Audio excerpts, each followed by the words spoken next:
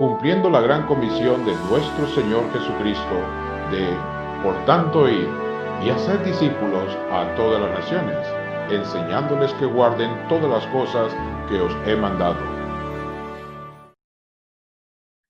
Quiero invitarles, hermanos, para que vayan conmigo al segundo libro de Reyes, porque hoy nos hemos propuesto terminar con el estudio que estábamos desarrollando en cuanto a la vida del profeta Elías, que yo espero que haya sido de mucha bendición para ti.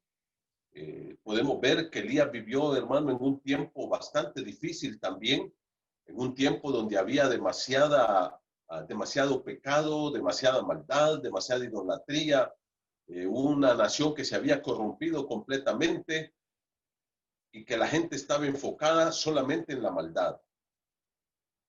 Pero aparece en escena este varón de Dios y, como pudimos ver, confronta valientemente al rey con todas sus comitivas, con toda su guardia de seguridad y todo lo que ustedes puedan pensar. Y luego entonces le dice que no va a llover hasta que él lo vuelva a decir.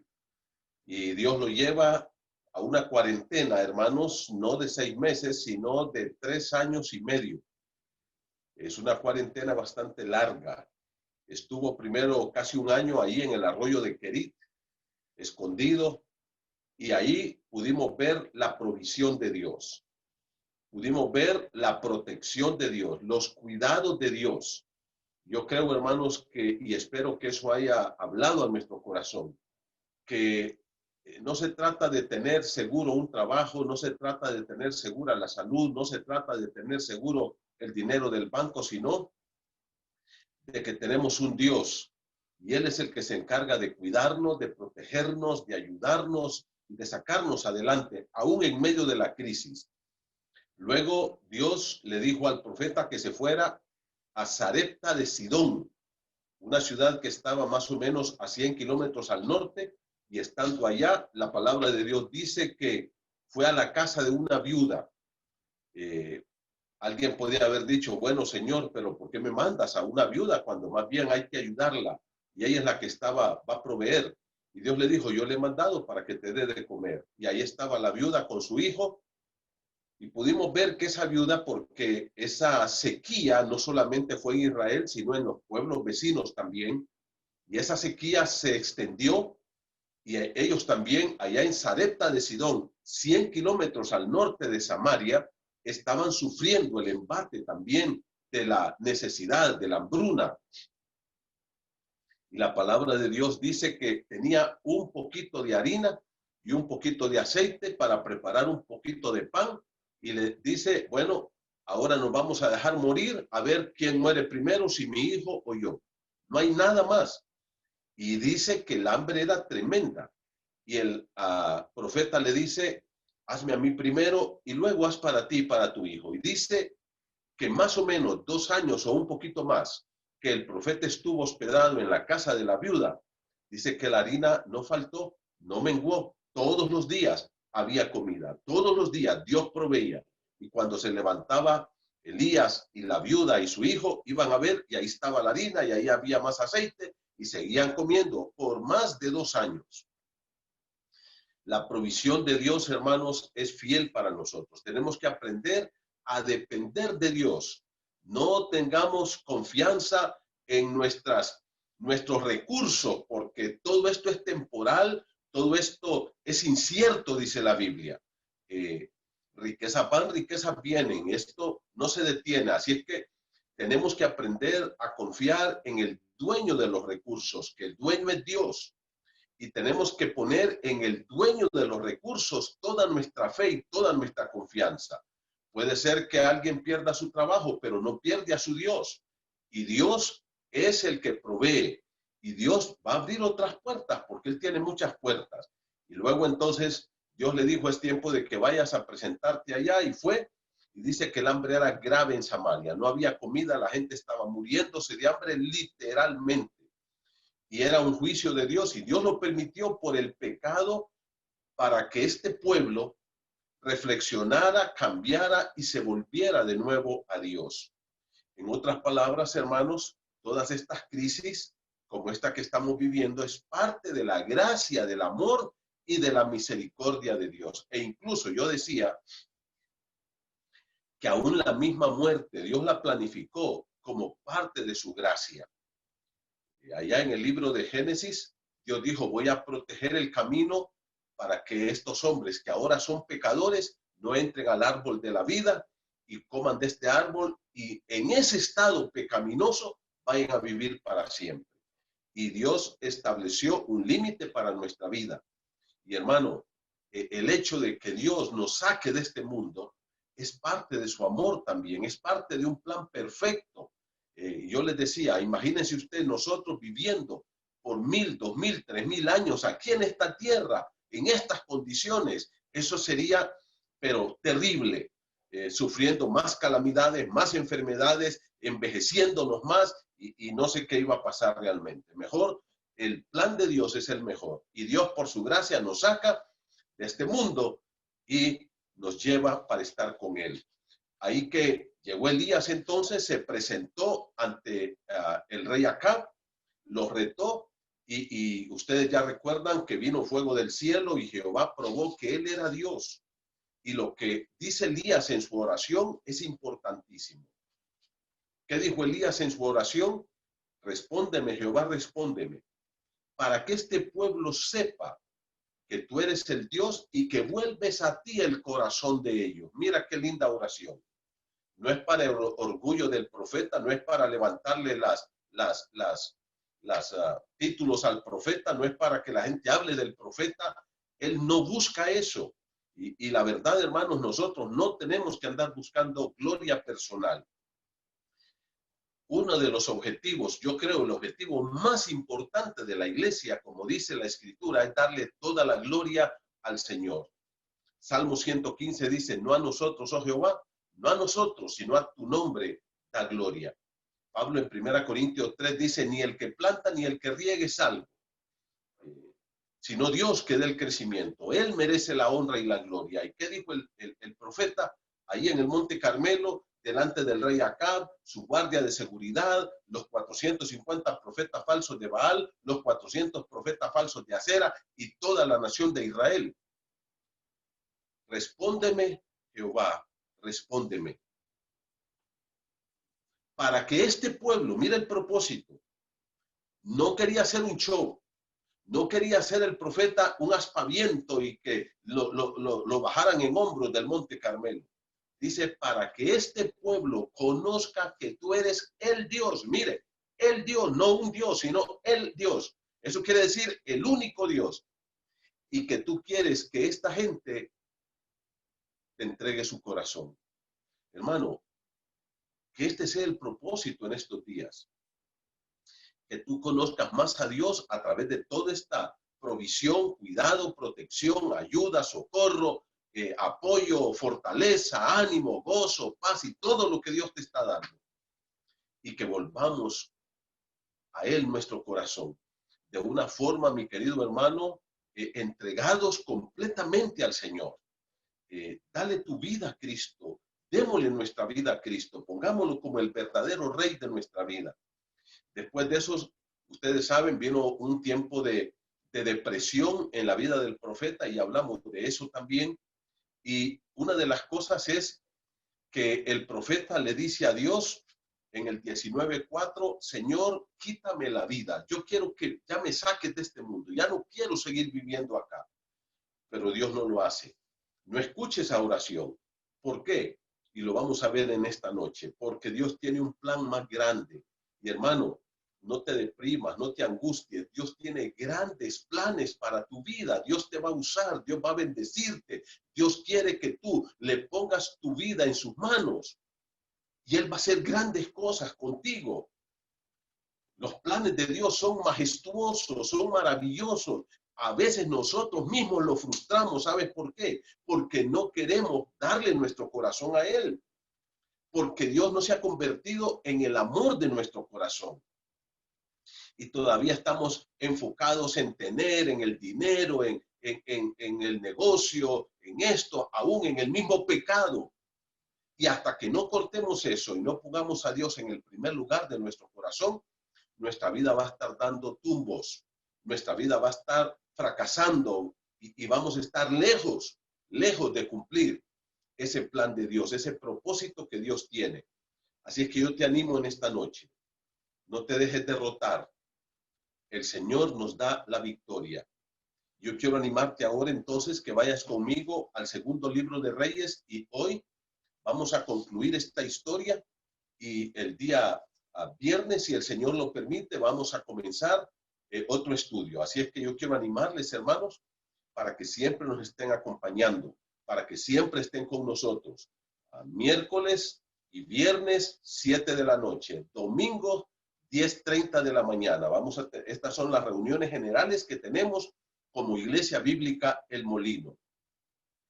Yo quiero que busque conmigo entonces para ver cómo termina esta historia en segundo libro de Reyes, por favor, en el capítulo 2. Vamos a leer.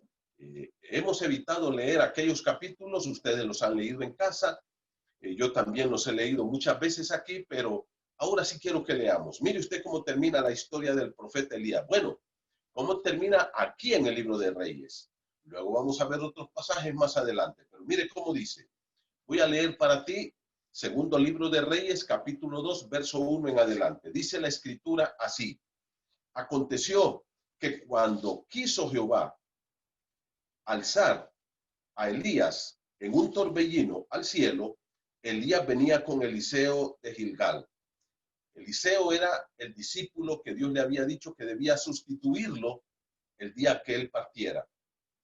Verso 2. Y dijo Elías a Eliseo, quédate ahora aquí, porque Jehová me ha enviado a Betel. Y Eliseo le dijo, vive Jehová y vive tu alma, que no te dejaré. Y descendieron ambos a Betel. Y saliendo a Eliseo, los hijos de los profetas que estaban en Betel, le dijeron, ¿sabes que Jehová te quitará hoy a tu señor de sobre ti? Y él le dijo, sí, yo lo sé, callad. Y Elías volvió a decir a Eliseo, quédate aquí ahora, porque Jehová me ha enviado a Jericó. Y él le dijo, vive Jehová y vive tu alma, que no te dejaré. Vinieron pues a Jericó. Y se acercaron a Eliseo los hijos de los profetas que estaban en Jericó y le dijeron, ¿sabes que Jehová te quitará hoy a tu señor de sobre ti? Él respondió, sí, yo sé, callad. Y Elías le dijo, te ruego que te quedes aquí porque Jehová me ha enviado al Jordán. Y él le dijo, vive Jehová y vive tu alma, que no te dejaré. Fueron pues ambos. Y vinieron 50 varones de los hijos de los profetas y se pararon delante a lo lejos, y ellos dos se pararon junto al Jordán. Tomando entonces Elías su manto, lo dobló y golpeó las aguas, las cuales se apartaron a uno y a otro lado, y pasaron ambos por lo seco. Cuando habían pasado, Elías dijo a Eliseo, pide lo que quieras que yo haga por ti, antes de que yo sea quitado de ti. Y dijo Eliseo, te ruego que una doble porción de tu espíritu sea sobre mí. Y él le dijo, ¿cosa difícil has pedido? Si me vieres cuando fuere quitado de ti, te será hecho, mas si no, no. Y aconteció que yendo ellos y hablando, he aquí, que un carro de fuego con caballos de fuego apartó a los dos, y Elías subió al cielo en un torbellino. Viéndolo Eliseo clamaba, Padre mío, carro de Israel y su gente de a caballo. Y nunca más le vio, y tomando sus vestidos, los rompió en dos partes. Hasta ahí vamos a leer. Muy bien. Este pasaje, hermanos, es sumamente interesante porque tiene algunos elementos que tenemos que estudiar para poder entenderlos claramente a la luz de la Escritura. Siempre hagámoslo a la luz de la Escritura. Y si ustedes pueden ver, la palabra de Dios dice, y aquí en el libro de Primeros Reyes, capítulo 19, verso 4, cuando Elías cae en esa depresión, le dice, Dios sabe unas cosas, ya quítame la vida, me quiero morir, no quiero seguir viviendo. Y Dios le dice, Elías, no puedo hacer eso. ¿Sabes por qué? Porque yo tengo planes para tu vida. Y a mí me fascina esto, mi hermano, porque a veces nosotros somos un poquito tercos e incluso le pedimos cosas a Dios fuera de su voluntad y a veces hasta nos enojamos o nos molestamos porque Dios no nos da esas cosas. Pero Dios tiene un plan perfecto y el plan de Dios para tu vida es mejor que el plan que tú mismo puedes tener para ti. La Biblia dice que la voluntad de Dios es buena, es agradable y es perfecta.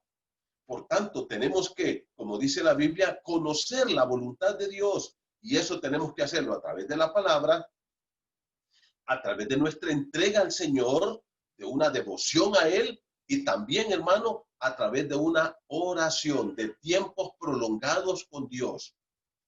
Nosotros tenemos que estar con el Señor permanentemente. ¿Te acuerdas que Elías, una de sus frases favoritas, cuál era?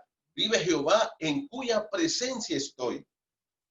La oración es clave para que nosotros podamos discernir la voluntad de Dios. Lógicamente, Elías en ese momento estaba en una parte, en un valle de sombra, de muerte, o sea, estaba en una situación emocional, pero por el suelo, completamente. Y vimos cómo los pasos que fue dando Elías para caer en ese bache emocional, de tal forma que él le pide a Dios que se lo lleve ya. Ahora, hermano, Dios le dice, yo no te puedo traer todavía, Elías. Y te voy a decir una cosa, aquí en esta parte que acabamos de leer, está revelado el plan que Dios tenía para el profeta y luego Dios lo aclara en otros pasajes un poco más adelante. ¿Qué es lo que Dios le dice al profeta? Tranquilo, tú sígueme sirviendo y déjame lo demás a mí. Tú tienes que estar entregado a mí y déjame lo demás a mí. Ahora, yo quiero que mires cómo empieza este pasaje, hermano. ¿Sabes por qué? Porque a mí me llama la atención lo que dice aquí. Mira el versículo 1. Segundo Reyes, capítulo 2, verso 1 dice, aconteció que cuando quiso Jehová alzar a Elías en un torbellino al cielo, ¿te das cuenta lo que dice? Dice cuando quiso Jehová. No es cuando yo quiero, no es cuando tú quieres, mi hermano. Es cuando Dios quiere las cosas. Es ahí donde nosotros tenemos que someternos a esa voluntad del Señor. Las cosas no son a mi capricho, a mi modo. Dice cuando quiso Jehová. ¿De qué habla esto, hermano? De un Dios soberano, que nuestra vida está en sus manos, que nuestra vida le pertenece a Él. Mira, te voy a decir una cosa. Mi vida no me pertenece a mí. De hecho, Cristo me compró. Por eso la Biblia habla de la redención. Somos redimidos. ¿Qué quiere decir eso? Que Él nos compró. Y si Él me compró, mi vida es de Él, entonces mi vida le pertenece. Por eso se la entregué. Y por eso tú se la entregaste a Él. Entonces ni aún tu misma vida es tuya. Mi esposa, Dios me la ha dado por un tiempo, me la tiene prestada aquí.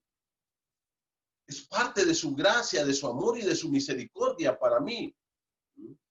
La Biblia dice, herencia de Jehová son los hijos. Hay gente que se apropia de los hijos.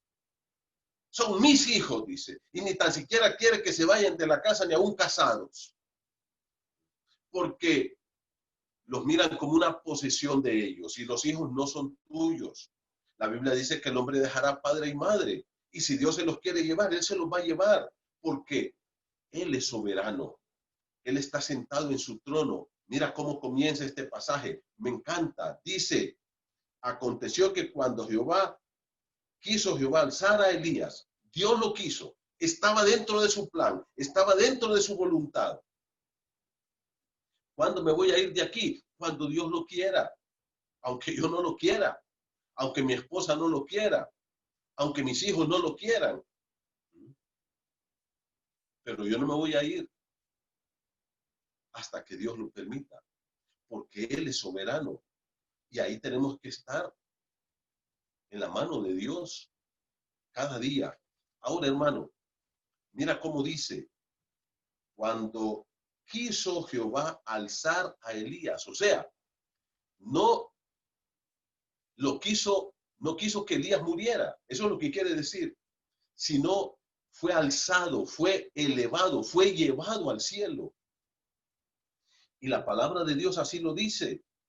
Mira conmigo, por favor, aquí en el versículo número 11 dice, y aconteció que yendo ellos, Elías y Eliseo, y hablando, he aquí un carro de fuego con caballos de fuego apartó a los dos. Dice que vino un carro, se metió en medio de los dos que iban platicando. Elías quedó a un lado, Eliseo quedó al otro lado. Pero mira cómo dice, Elías no subió al cielo en un carro de fuego, hermano.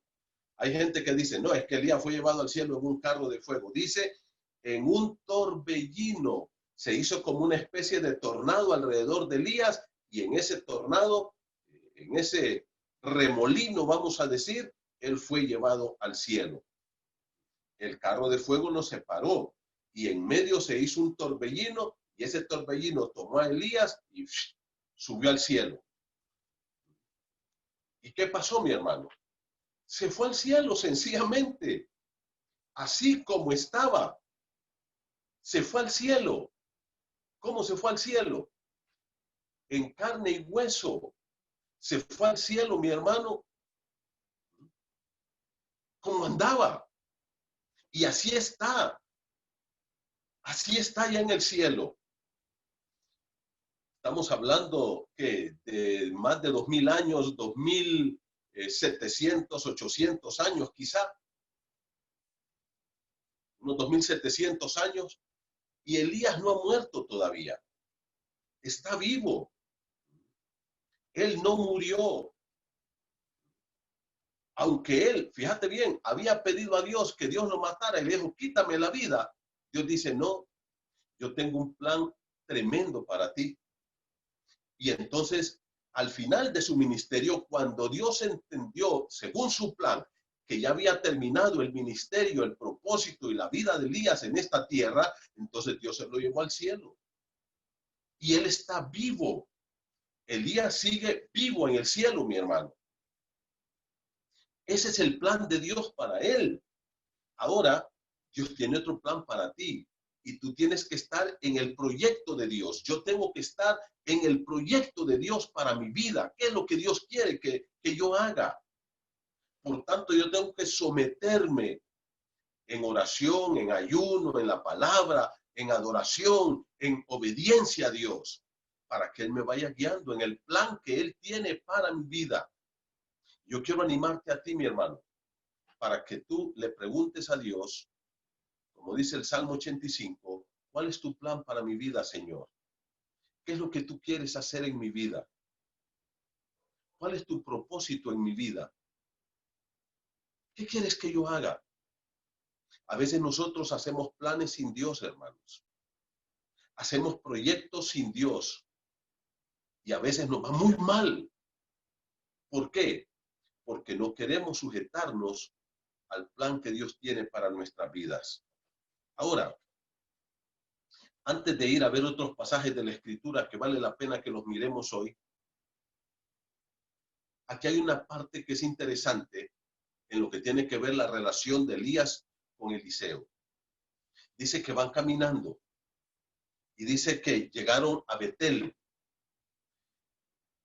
Y ahí había una escuela de profetas y ahí estaban los hijos de los profetas y salen corriendo y le dicen a Eliseo, o sea, estos dos, Elías y Eliseo, más, en este momento más Elías, es un profeta tremendamente respetado en Israel. Acuérdate que él dijo que no iba a llover por 3 años y medio y no llovió, y eso no solo fue para el rey, eso todo Israel se dio cuenta. Era un hombre de Dios, respetado, reconocido, usado por Dios. Y los hijos de los profetas ahí en Betel salen y le dicen, ¿sabes que Dios hoy se lleva al profeta Elías? Y él les dice, sí, yo ya lo sé, callen. O sea, Dios ya de alguna forma se lo había dicho a Eliseo y también se lo dijo a estos muchachos. Y le dice Elías a Eliseo, quédate aquí con esta gente, con estos jóvenes. Y le dice Eliseo, no me voy a quedar. Y dice que se van a Jericó.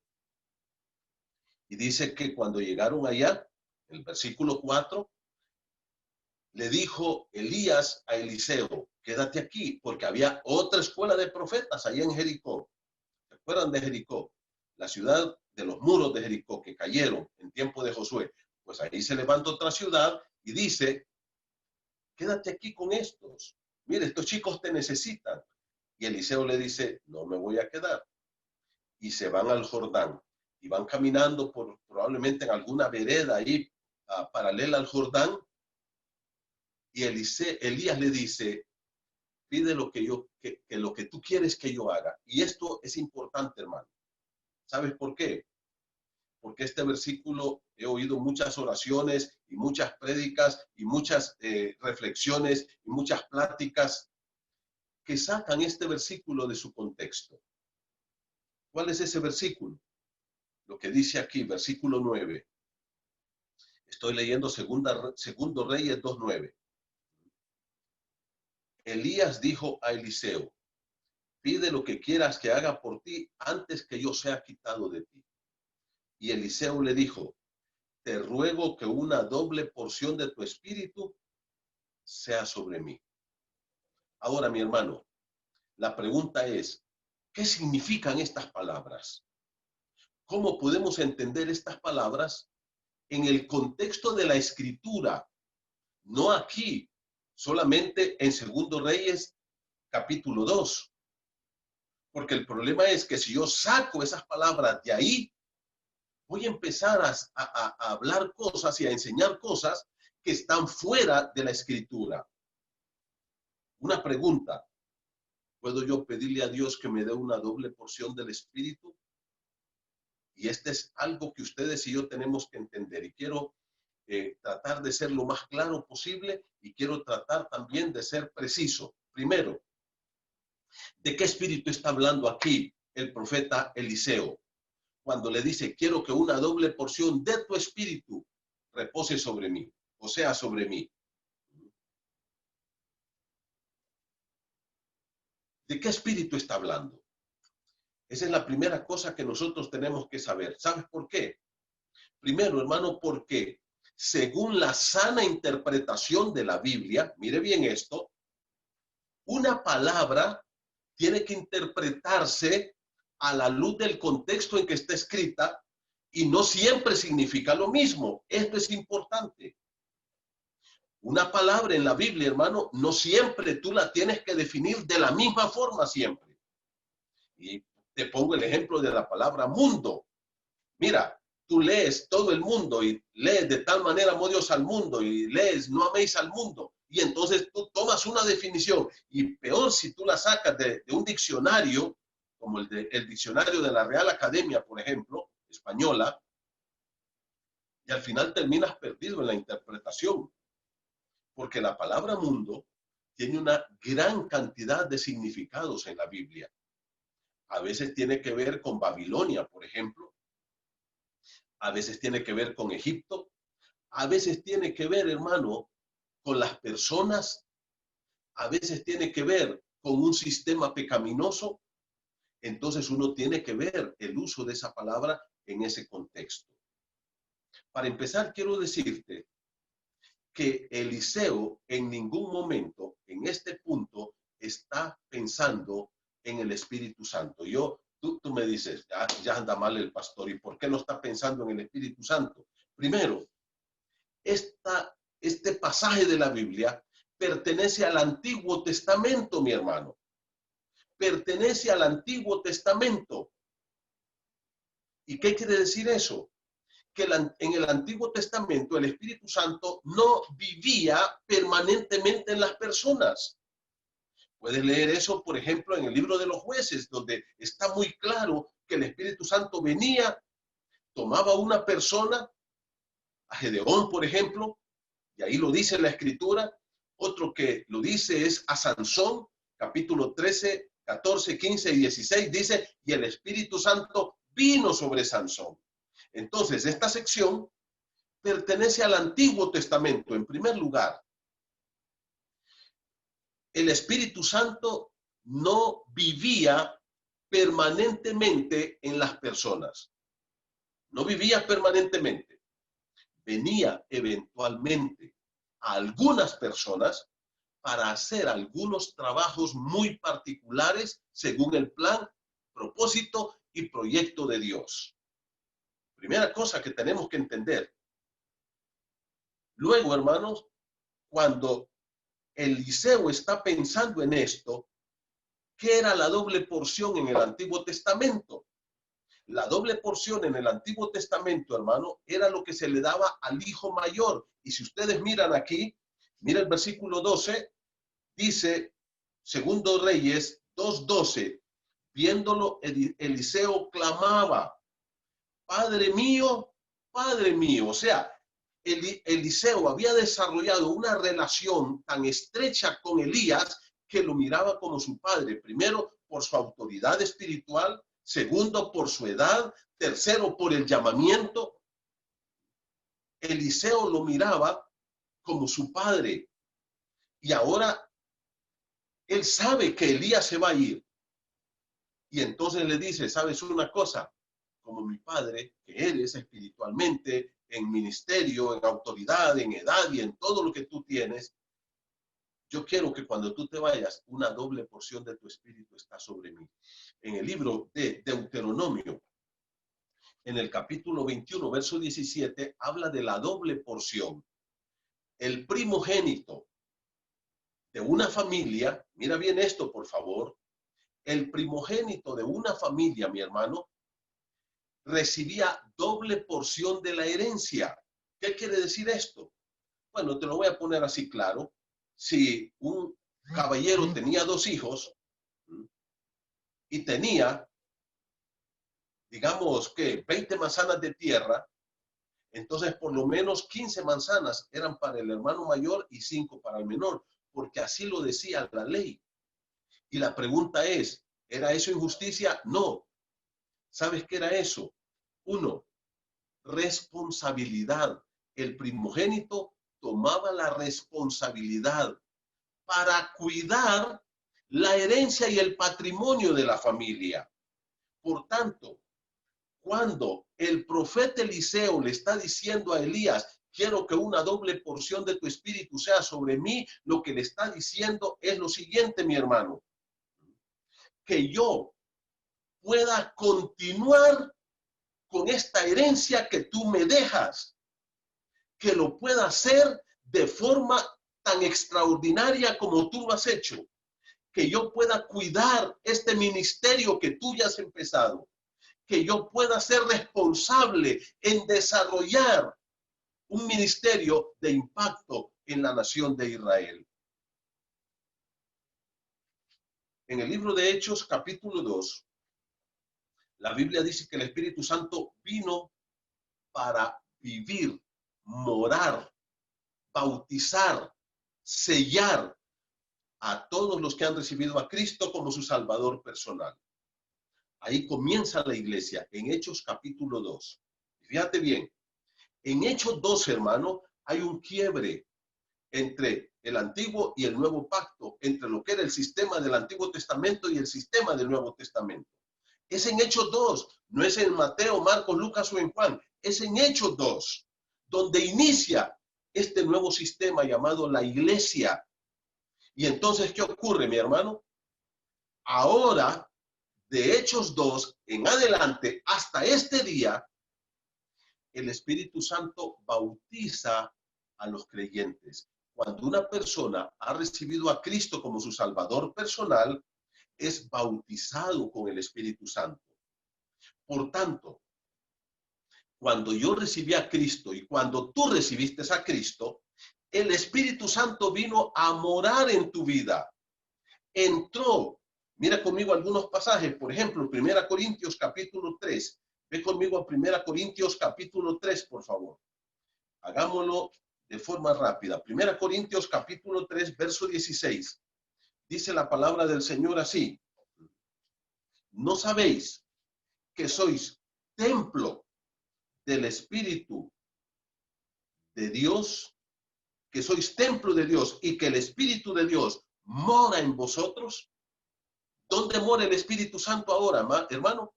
Mora en mí, yo soy el templo de Dios. Más adelante, en capítulo 12, verso 13, mira cómo dice este pasaje clave. Es el pasaje clave que habla del bautismo del Espíritu Santo en la Biblia.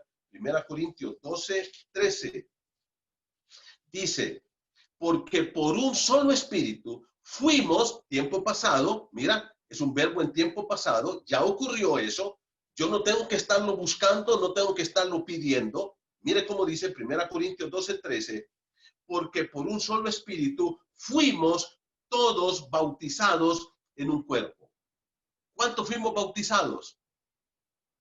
No los que ayunaron, no los que oraron, no los que lo pidieron, todos.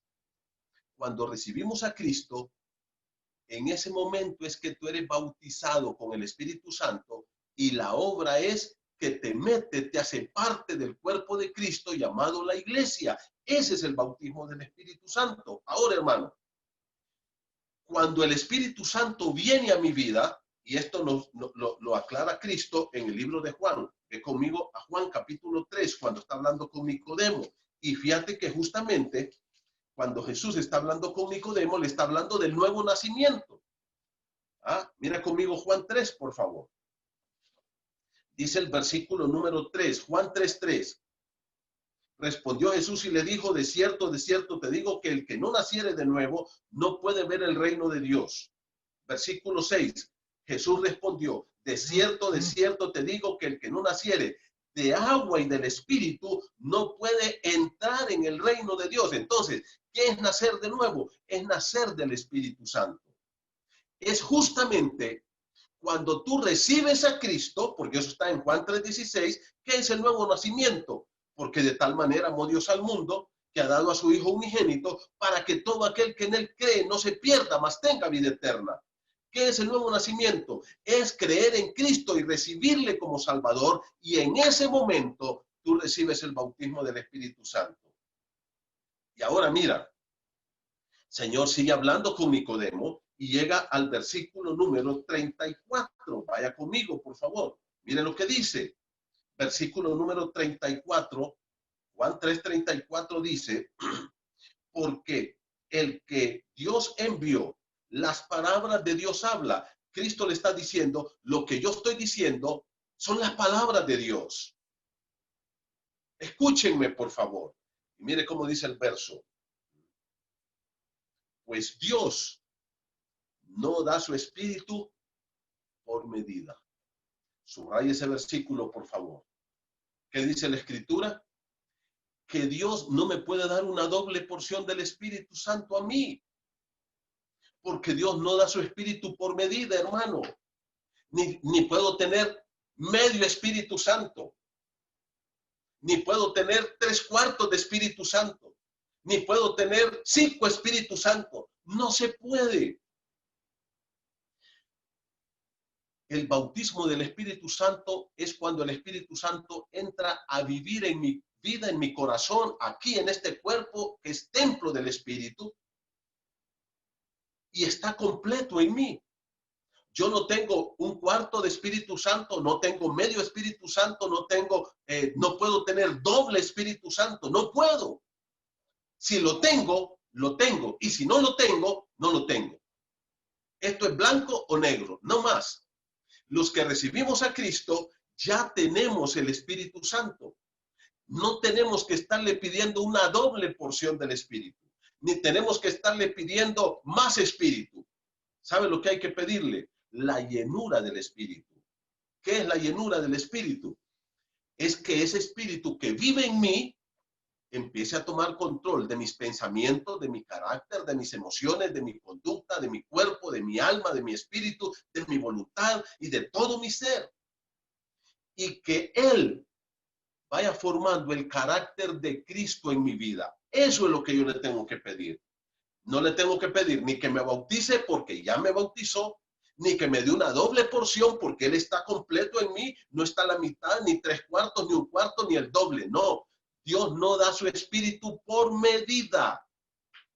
Por tanto, cuando Eliseo está diciendo allá, quiero que me des una doble porción del espíritu, lo que le está diciendo al profeta Elías es, yo quiero continuar tu herencia de ministerio que ya has empezado para hacer que este pueblo de Israel vuelva su corazón a Dios.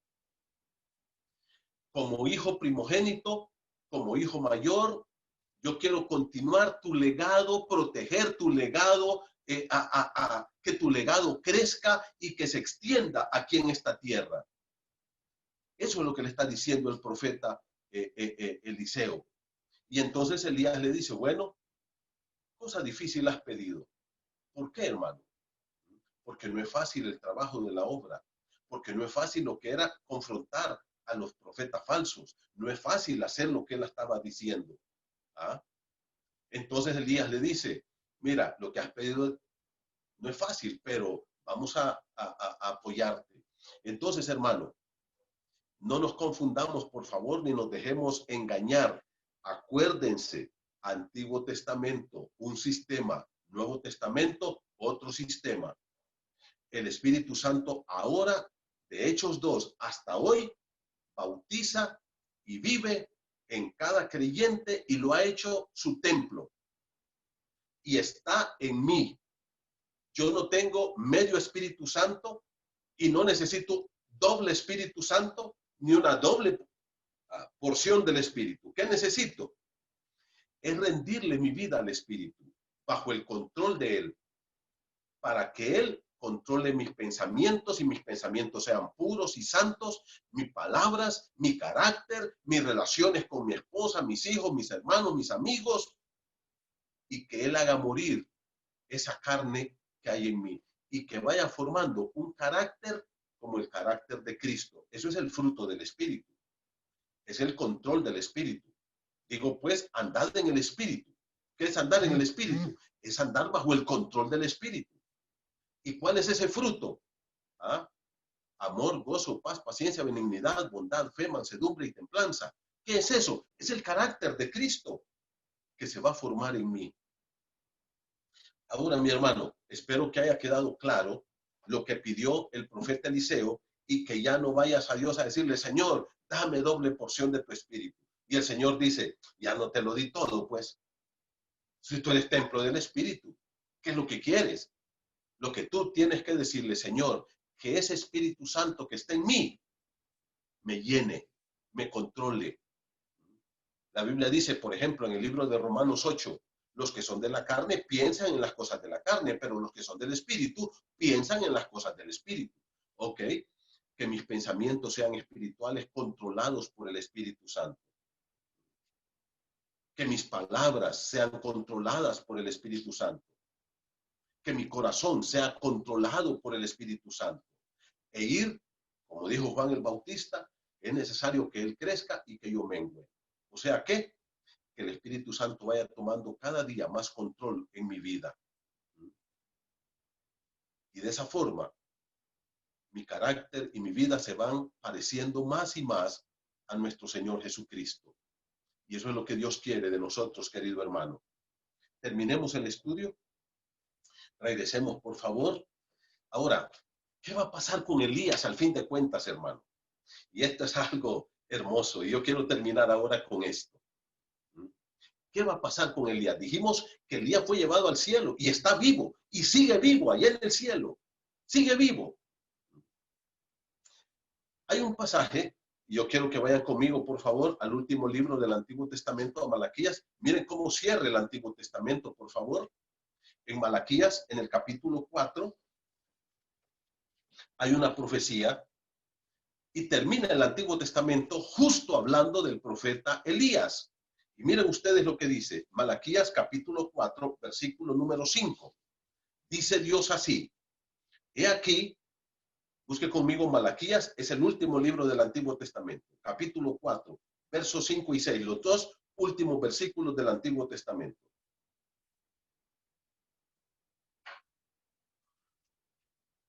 Dice, he aquí, yo os envío el profeta Elías.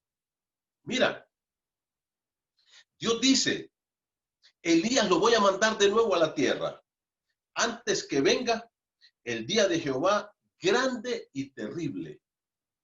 Él hará volver el corazón de los padres hacia los hijos y el corazón de los hijos hacia los padres. No sea que yo venga y hiera la tierra con maldición. Dios dice, antes de que el Mesías venga, yo voy a regresar a la tierra al profeta Elías. Ese es el día grande y terrible. Y él va a volver de nuevo, hermanos.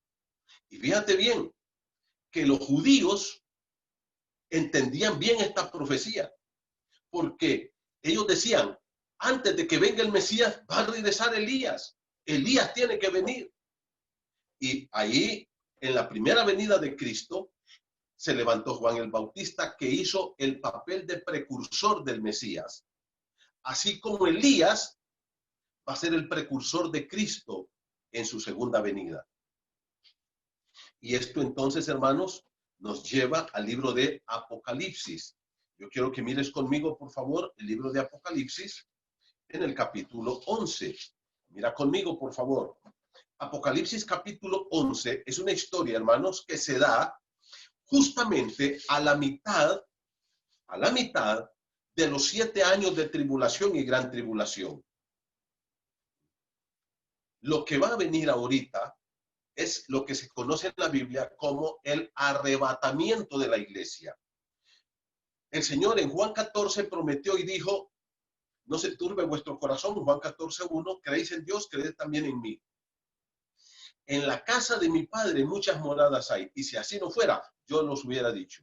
Voy pues a preparar lugar para vosotros, y si me fuere y os prepararé lugar, vendré otra vez, y dijo el Señor, promesa firme, y os tomaré a mí mismo para que donde yo estoy, vosotros también estéis. Dijo el Señor, voy a prepararles lugar a la casa del Padre. El cielo es la casa del Padre. Y el día que estemos listos, según el plan y proyecto y propósito de Dios, dice el Señor, yo los voy a venir a traer a la casa del Padre. Yo los voy a llevar para allá. Y en el libro de Primera de Tesalonicenses, capítulo 4, versículo 13 al 18, dice la palabra del Señor, porque el Señor mismo, con voz de arcángel, con trompeta de Dios, descenderá del cielo y los muertos en Cristo resucitarán primero, y luego nosotros, los que vivimos, los que hayamos quedado, seremos arrebatados. Eso se llama el arrebatamiento con ellos para recibir al Señor en el aire, y así estaremos siempre con el Señor. Entonces, hay una promesa para la iglesia de que Jesús la va a llevar a la casa del Padre. Y eso es lo que la iglesia está esperando. Hermano, tú no estés esperando el anticristo, hombre. No estés esperando la tribulación ni la gran tribulación. Debes estar esperando el rapto, el arrebatamiento de la iglesia. Porque Cristo lo prometió. Él dijo que Él nos va a librar de la ira venidera. Y fíjate, en Apocalipsis capítulo 2 y 3 se menciona la iglesia una y otra y otra y otra vez. En el capítulo 4 de Apocalipsis comienza Juan diciendo, y oí una voz en el cielo que me dijo, sube acá. Y ahí está representado el rapto de la iglesia. Y dice Juan, y yo subí al cielo. Y en el instante estaba allá. Y ahora fíjate bien, de Apocalipsis 4 hasta el Apocalipsis 19, 20, no se vuelve a mencionar la iglesia en todo el libro de Apocalipsis. No hay mención más de la iglesia. ¿Por qué? Porque la iglesia es llevada al cielo. Ese tiempo de Apocalipsis, hermano, es un tiempo que la Biblia le llama tribulación y gran tribulación. Tribulación y gran tribulación. Y ahora fíjate bien, es tiempo de juicio, de castigo, donde van a haber cosas que, mira, si ahorita estamos asustados con esto de esta pandemia, hermano, en la tribulación habrán pestes que van a matar 1.000 millones de personas. 1.000 millones de personas. Te puedes imaginar lo terrorífico que va a ser. Terremotos donde no va a quedar ni una isla, ni una montaña. Ese va a ser un tiempo de mucho juicio, de mucho castigo. Y ahora escucha bien esto. El castigo para la iglesia, ya Cristo lo pagó en la cruz. La ira de Dios cayó sobre Jesús. Por tanto, la iglesia no va a poder ser castigada de nuevo, ni la ira caerá sobre la iglesia de nuevo, y Dios por eso la saca para la casa del Padre. Arrebatamiento. Pero cuando estemos a la mitad, se hayan cumplido 3 años y medio de esos 7 años de tribulación y de gran tribulación, van a venir 2 personajes. Versículo número 1 dice, voy a leerlo. Entonces me fue dada una caña semejante a una vara de medir, y se me dijo, levántate y mide el templo de Dios y el altar y los que adoran en él. Pero el patio que está fuera del templo, déjalo aparte y no lo midas, porque ha sido entregado a los gentiles y lo hollarán, y ellos hollarán la santa ciudad 42 meses. O sea, ¿cuánto queda de tiempo? 42 meses. ¿Cuántos son 42 meses, hermano? 3 años y medio. 3 años y medio. Eso no lo puse yo. Eso ahí está en la Biblia desde que Juan lo escribió, allá en el año 100 después de Cristo. Ahora, mira cómo dice. Versículo 3. Y daré mis 2 testigos que profeticen por 1260 días. ¿Cuántos son 1260 días? 42 meses. ¿Y cuánto es? 3 años y medio. 3 años y medio. Entonces, en este momento, hermanos, uno de estos testigos que Dios mandará de nuevo a la tierra es el profeta Elías. Eso está ya en el libro de Malaquías 4. Dios dice, yo voy a mandar al profeta Elías. El otro no lo identifica el Señor. No lo identifica. Y no me voy a atrever a dar nombres. Hay gente que ha dicho que es Pedro, otros dicen que es Pablo, otros dicen que es Moisés, otros dicen, bueno, dejémoslo así, en incógnito. Pero uno de ellos, de estos dos, es Elías. Ahora, ¿por qué decimos que es Elías? Porque Malaquías 4 dice que antes de que venga ese día, Dios va a mandar al profeta Elías. Y los judíos entendieron que antes que regrese el Mesías a la tierra, Elías va a venir. Lo interpretaron cabalmente. Ahora, mi hermano, ¿qué va a pasar? Mira el versículo número 4. Dice, estos testigos son los 2 olivos. ¿Qué olivos son estos, hermano? Esto está en el libro de Zacarías 4, que Dios profetiza que tiene 2 olivos allá en el cielo, esperando un momento especial, con un propósito especial. Algunos dicen que es Enoc, otros dicen que es Moisés, otros dicen que es Pedro, otros dicen que es Pablo, otros dicen que es alguno de los siervos de Dios. Sabemos que uno de ellos se llama Elías y que no ha muerto. ¿Okay? Ahora, hermano, mira lo que va a hacer. En esos 3 años y medio, donde está imperando el mal, el pecado, el anticristo está con una ira y con un odio y destruyendo y matando. Y ahora dice, versículo 4, estoy leyendo Apocalipsis 11:4. Estos testigos son los 2 olivos y los 2 candeleros que están en pie delante del Dios de la tierra. ¿Dónde están? Allá en el cielo. Allá en el cielo están. Y ellos van a regresar aquí a la tierra. Y dice, y fíjate bien, el otro que no ha muerto y que fue al cielo es Enoc. Son los 2 que están vivos allá, Enoc y Elías. Y luego dice, si alguno quiere dañarles, cuando estén aquí en la tierra, cuando regresen, ¿qué dice? De la boca de ellos sale fuego y devora a sus enemigos. Si alguno quiere hacerles daño, debe morir de la misma manera. Estos tienen poder para cerrar el cielo a fin de que no llueva en los días de su profecía. Elías hizo esto. Versículo número 6.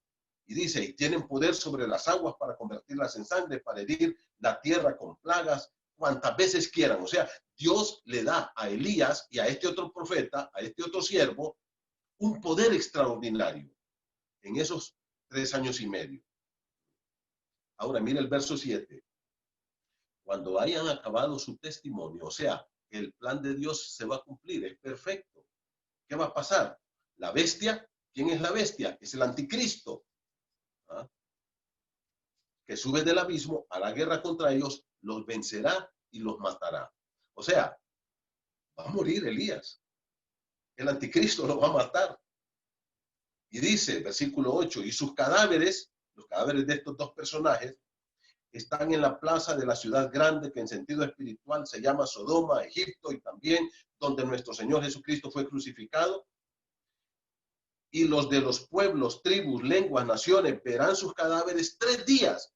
Ahora, miren esto que es interesante.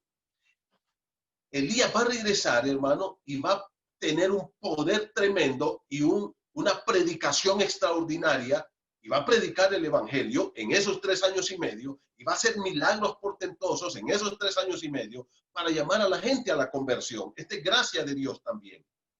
Pero cuando su testimonio termine, su tiempo haya concluido, el anticristo los va a matar a los 2.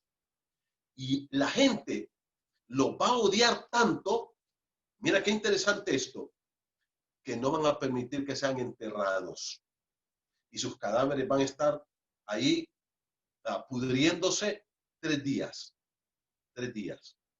Pero después de los 3 días, Dios los resucita y los lleva al cielo de nuevo. Esa es la historia de Elías. Y así terminará. No ha terminado todavía, hermano. No ha terminado. Porque Dios tiene un gran plan para este profeta todavía. Así como tiene un gran plan para ti.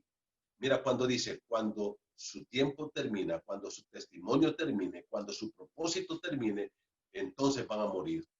Hermano querido, esto es importantísimo, entender que Dios tiene un plan y un propósito para tu vida. Yo quiero animarte para que tú te sometas a ese plan de Dios. Este varón de Dios, Elías, fue usado poderosamente. Y Dios quiere usarnos a nosotros, a ti, a todos los que estamos aquí. Pero Él quiere que nuestro corazón esté rendido a Él. Un hombre de Dios, una mujer de Dios, para la gloria de su nombre. Hermano, que Dios te bendiga y gracias por estar atento a estas enseñanzas de la palabra de Dios. Que la paz de Dios esté en tu corazón y que podamos vivir amando al Señor y dándole gloria a su santo nombre. Terminemos con oración. No te olvides, todo esto es gracia de Dios.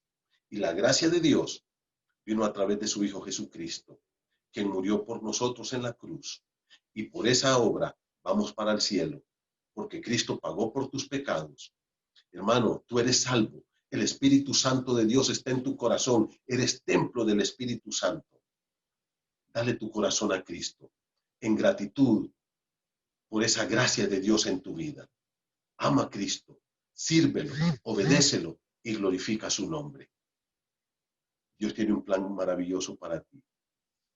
Padre, gracias por este tiempo hermoso, por lo que tú nos enseñas en la palabra. Ahora, Señor, todo esto es parte de tu gracia, de tu amor y de tu misericordia.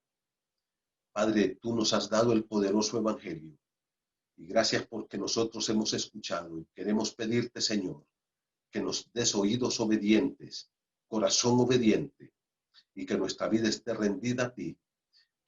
Padre, que podamos permitir que el Espíritu Santo que esté en nosotros pueda llenarnos, controlarnos, tomar cada día más de nosotros y que nuestra vida esté dando ese fruto y produciendo el carácter de Cristo en nosotros a través del poder del Espíritu Santo.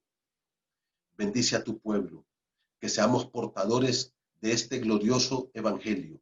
Señor, cuando Elías regrese a predicar ese evangelio, Padre, va a sufrir y lo van a matar. Nosotros hoy tenemos la libertad de predicarlo. Ayúdanos a llevar este evangelio de la gracia, de la obra de Cristo, del amor de Cristo, a todos los perdidos. Gracias por esta noche, Señor. Bendice tu pueblo, edifica tu iglesia. En el nombre de Cristo Jesús lo pedimos. Amén.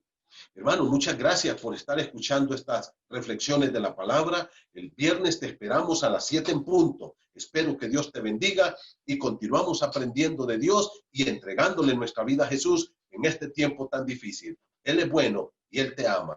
Que Dios te bendiga.